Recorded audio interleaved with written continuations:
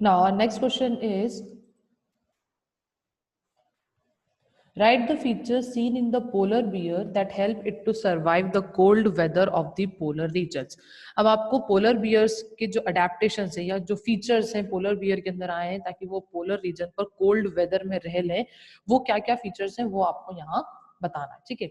The polar bear shows the following feature: thick white fur to blend with the surrounding and also to warm, blubber और trap body heat. अब सबसे पहले polar bear किस colour का होता है? White colour का होता है, ठीक है? तो व्हाइट कलर क्या होता है? उसको सराउंडिंग के साथ मिक्स कर देता है। स्नो भी व्हाइट ही होती है, सराउंडिंग के साथ मिक्स हो जाता है वो, ताकि प्रे से बचा रहे। एक तो ये हो गया। साथ ही में जो उनकी बॉडी के अंदर जो फैट की लेयर है स्किन के नीचे, वो उन्हें प्रोवाइड करती है गर्मी, ठीक है? क्या प्रोवाइड करती है उन्हें? वो वार्मनेस प्रोवाइड करती है, ताकि उनको इतनी ठंड में, क्योंकि वो स्वेटर नहीं पहन सकते, तो इतनी ज्यादा ठंड में उन्हें ठंड ना लगे, उनकी बॉडी अपने आप में ही क्या कर ले, बॉडी हीट प्रोड्यूस कर ले, ठीक है? ज्यादा से ज्यादा बॉडी हीट जो है वो उनके अंदर ही रहे।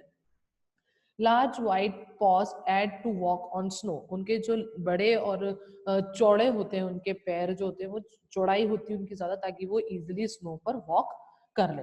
Nostrils that can be closed while swimming under water, और अगर वो पानी के अंदर जाते हैं तो उनकी नॉस्ट्रिल्स जो है, हमारी ये नॉस्ट्रिल्स है, तो ये नॉस्ट्रिल्स क्या हो जाती है उनकी? क्लोज हो जाती है, ताकि जब वो स्विमिंग के अंदर जा रहे हैं, वाटर के अंदर जा रहे हैं स्विमिंग करने, तो उनकी नॉस्ट्रिल्स अपने आप बंद हो जाती है। Short legs that help to distribute the body weight equally, उनके पैर जो होते हैं उनकी साइज छोटी होती है, मतलब इतनी छोटी भी नहीं होती एज कम्पेयर टू अस, उनकी साइज जो है वो छोटी होती है, ताकि चारों पैरों के ऊपर इक्वल वेट चला जाए। Small tail to reduce loss of body heat, उनकी बॉडी हीट रेड्यूस करने के लिए क्या रहती है? Small tell. टेल जो होती है उनकी बहुत छोटी सी होती है, ताकि बॉडी हीट कम से कम रिलीज हो, क्योंकि टेल का पार्ट क्या होता है, वहां पर ब्लबर नहीं होता है, तो वहां पर हवा जो है, बॉडी फेट जो है वो वहां पर से निकलता है, ठीक है? उनका जो बॉडी हीट है वो वहां से निकल जाती है in the form of gases, excretion करते हो या कुछ भी करते हो, तो उससे क्या होता है, उनकी टेल की वजह से भी उनकी बॉडी हीट जो है वो कम बाहर जाती है, ठीक है? एक बार और आंसर पढ़ देती हूँ मैं।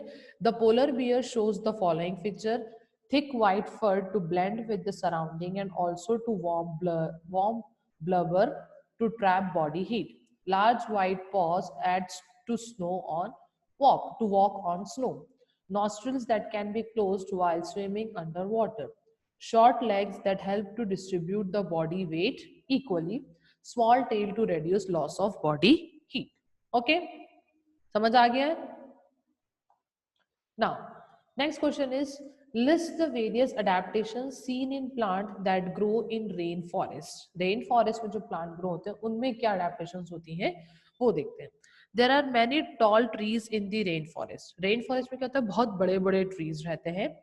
As they are very thick, little sunlight reaches the forest floor. अब वो इतने बहुत बड़े बड़े ट्रीज होते हैं, तो जो नीचे वाले फ्लोर, मतलब जो फॉरेस्ट फ्लोर है, जो नीचे का एरिया फॉरेस्ट का, वहां पर क्या होता है? सनलाइट ज्यादा नहीं आ पाती। So some plants climb onto the trunk of tall trees to reach for sunlight. अब कुछ प्लांट्स क्या करते हैं, वो तने के ऊपर ही, पेड़ का जो तना होता है ना, बड़े बड़े लंबे पेड़ जो है उनके तनों के ऊपर ही वो क्लाइंब करते हैं, मतलब उनके ऊपर ही वो चढ़ना शुरू कर देते हैं, बेल की तरह चढ़ना शुरू कर देते हैं, ताकि वो सनलाइट तक पहुंच जाए। Plants that grow near the ground have broad leaves to absorb maximum sunlight. अब जो plants हैं वो जो नहीं जा सकते हैं, जो बेल नहीं बन सकते हैं या जो ऊपर नहीं चढ़ सकते, उनके अंदर क्या adaptation आती है? उनकी leaves जो होती है वो बड़ी हो जाती है, बड़ी leaves रहती है, चौड़ी leaves रहती है, ताकि कहीं से भी उन्हें थोड़ी sunlight मिल जाए। ओके? ताकि उन्हें ज्यादा से ज्यादा बड़ी लीव्स रहती है, तो ज्यादा से ज्यादा थोड़ी भी अगर सनलाइट मिले तो पूरी लीफ के अंदर आसानी से पहुंच जाती है, ठीक है? There are many tall trees in rainforest. As they are very thick, little sunlight reaches the forest floor. So some plants climb onto the trunk of tall trees to reach for sunlight. Plants that grow near the ground have broad leaves to absorb maximum sunlight. Okay. The leaves also have a unique tip called drip tip to allow the rainwater to run off quickly without sticking to the leaves. अब वो जो leaves है उनके अंदर एक unique feature होता है, एक पतली सी टिप होती है, ताकि जल्दी से पानी जो है ना वो क्विकली उनके ऊपर से निकल जाए बिना किसी चीज के चिपके, without sticking to the leaves, leaf के ऊपर वो नहीं चिपकता।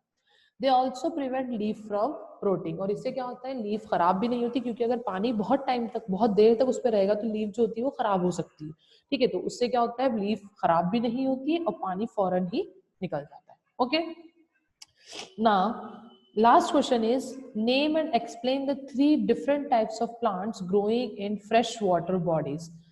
Name and explain three different types of plant, आपको तीन डिफरेंट टाइप्स ऑफ प्लांट्स को बताना है, नाम भी देना है, एक्सप्लेनेशन भी पूरा करना है, जो फ्रेश वाटर बॉडीज में रहते हैं, मतलब जो पानी के अंदर रहते हैं, जो एक्वेटिक प्लांट्स है। ओके, तीन तरह के प्लांट होते हैं। पहले होते हैं फ्री फ्लोटिंग प्लांट, जो ऊपर तैरते रहते हैं। फिक्स्ड प्लांट, जो पानी के अंदर फिक्स्ड होते हैं बट उनका कुछ पार्ट ऊपर दिखता है। और नेक्स्ट होता है अंडर वाटर प्लांट और टोटली सबमर्ज्ड प्लांट, मतलब वो पूरा का पूरा प्लांट जो है वो पानी के अंदर रहता है। ठीक है, तीन तरह के प्लांट्स होते हैं, free floating plant, fixed plant और अंडर वाटर प्लांट। अब हम फर्स्ट देखते हैं free floating plant. They do not have roots और the roots are not well developed. सबसे बड़ी इसकी बात ये होती है कि या तो इनमें रूट्स ही नहीं होते, और अगर होते भी हैं तो वो बहुत छोटे होते हैं, पूरी तरह डेवलप्ड नहीं होते। The tissues have air space to help them float, और जो इनकी बॉडी टिश्यूज है, मतलब प्लांट के जो टिश्यूज है, उनके अंदर क्या रहती है, एयर स्पेसेस रहती है, ताकि वो इजिली पानी के ऊपर तैर पाए। The leaves are broad with stomata and chloroplast on their upper surface. Leaves जो होती है वो बड़ी होती है, उसके स्टोमेटा और जो क्लोरोप्लास्ट होता है वो ऊपर वाली सरफेस होता है, ठीक है। जैसे आप इमेजिन कर ले, मेरा हैंड ये लीफ है, ठीक है, वो इतनी चौड़ी लीफ है, तो यहाँ पर कुछ नहीं होगा, यहाँ पर क्या रहेगा, स्टोमेटा और क्लोरोप्लास्ट, ठीक है। ऊपर वाले पार्ट में क्या रहता है, स्टोमेटा और chloroplast. The leaves also have thick waxy layer to prevent decay. और जो लीव्स होती है इनके ऊपर एक वैक्स की लेयर होती है, जैसे मोम की एक लेयर होती है, ताकि अगर पानी इनके ऊपर गिरता है या पानी इनके पास आता है तो वो उसको खराब ना करे, पानी फिसल के निकल जाए।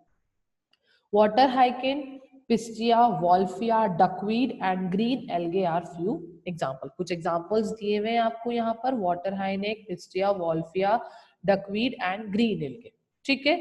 फ्री फ्लोटिंग प्लांट में रूट्स नहीं होती, अगर होती हैं तो ज्यादा डेवलप नहीं होती, ठीक है। नेक्स्ट पॉइंट है, इनके टिश्यूज के अंदर एयर स्पेस होते हैं टू हेल्प देम फ्लोट, ताकि वो ऊपर तैर पाए। नेक्स्ट है, इसके अंदर स्टोमेटा और क्लोरोप्लास्ट कहाँ होता है, upper surface of the leaf में होता है, और इनके ऊपर एक वैक्सी लेयर होती है टू प्रिवेंट डिकेइंग, जो उनको खराब होने से बचाती है, और नाम यहाँ पर एग्जांपल आपको दिए हैं। क्लियर है? Now next is fixed plant. These plants have their roots fixed to the side or to the bottom of the pond. अब ये जो प्लांट्स है फिक्स्ड रूट होती है, मतलब इनके अंदर रूट होती है, या तो वो साइड में, नदी के साइड में फिक्स रहती है, या फिर बिल्कुल नदी के या पॉन्ड के अंदर। They have long, light and flexible stem which blend along with the flow of water and do not get damaged by strong water current. अब इनके क्या होता है, लंबी और बहुत फ्लेक्सिबल सी, मतलब इजीली मुड़ने वाली स्टेम होती है, ताकि जब पानी का बहाव आए, पानी की लहरें जब तेज आए, तो वो उसके साथ टूटे ना और वाटर करंट के सामने स्ट्रांगली वो खड़े हो पाए। पानी आए तो वो मुड़ जाती है पर वापस सीधी हो जाती है, ठीक है। They have broad leaves that float on the surface of water. इनकी लीव्स जो होती है वो ब्रॉड होती है, मतलब चौड़ी होती है, और वो क्या करती है, वाटर सरफेस के ऊपर ही फ्लोट करती है। The stomata are seen on the upper surface. Stomata, her plant के अंदर स्टोमेटा कहाँ होगा, ऊपर की सरफेस पे होता है। Lotus and water lily are fixed plant. Lotus और वाटर लिली क्या है, ये फिक्स्ड प्लांट है। क्लियर है इतना सभी को? These plants have their roots fixed to the side or to the bottom of the pond. They have long, light and flexible stem which bend along with the flow of water and do not get damaged by the strong water currents. They have broad leaves that float over the surface of water. The stomata are seen on the upper surface. Lotus and water lily are fixed plant. Clear है इतना सभी को? Freely floating और fixed plant का difference पता, मतलब पता चल गया है। फ्रीली फ्लोटिंग और फिक्स्ड प्लांट में क्या है, फिक्स्ड प्लांट के अंदर रूट्स होती हैं, या तो वो बॉटम में होती है या साइड में होती है, ठीक है। इनकी जो स्टेम होती है वो बहुत स्ट्रांग होती है, हल्की होती है और फ्लेक्सिबल होती है, मतलब इजीली वो मुड़ जाती है, ताकि जब वाटर करंट आए तो वो स्टैंड रह पाए, ठीक है, टूटे ना। उसके बाद इनकी जो लीव्स होती है वो ब्रॉड होती है, ठीक है, ताकि वो पानी के ऊपर तैर ले। स्टोमेटा इसके अंदर ऊपर होता है, और लोटस और वाटर लिली इसके एग्जांपल्स। ना last is under water plant और totally submerged plant. Under water plant या फिर totally submerged plant. They are the true water plants, ये होते हैं एक्चुअल में वाटर प्लांट, क्योंकि ये पूरी तरह पानी के अंदर रहते हैं। The roots are reduced and fix the plant in the soil, roots जो होती है वो रेड्यूस्ड होती है, मतलब बहुत कम रूट्स होती है, वो पूरी तरह सॉइल के अंदर, क्योंकि पानी के नीचे भी सॉइल तो है, तो वो बिल्कुल वहीं पर रहती है।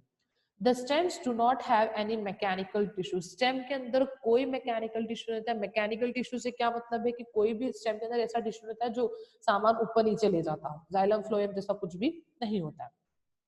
The leaves are thin ribbon like to reduce damage by water, अब इनके जो पानी के अंदर जो लीव्स है, प्लांट है, उसकी जो लीव्स है वो कैसी होती है, रिबन की तरह होती है, ताकि जब वो मुड़ जाती है पर टूटती नहीं है।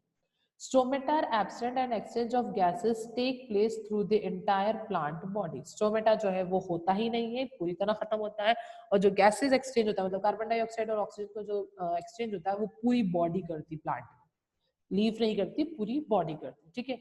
Hydrilla, Vallisneria and pond grass are few example, ये कुछ एग्जाम्पल्स है हाइड्रेला, वेल्सिनेरिया और पॉन्ड ग्रास। नाउ क्या क्या है सब वाटर टोटली सबमर्ज प्लांट में, ये होते हैं एक्चुअल प्लांट, वाटर प्लांट, इनके अंदर रूट्स नहीं होती है, इनकी स्टेम के अंदर कोई मैकेनिकल टिश्यू नहीं होता है, इनकी लीव्स बहुत स्ट्रांग होती है, पतली होती है, रिबन लाइक होती है ताकि टूटे ना। स्टोमेटा इसके अंदर नहीं होता है, पूरा गैसेज एक्सचेंज कौन करता है, प्लांट बॉडी करती है। एग्जांपल है Hydrilla, Vallisneria and pond grass. Now clear है इतना सभी को?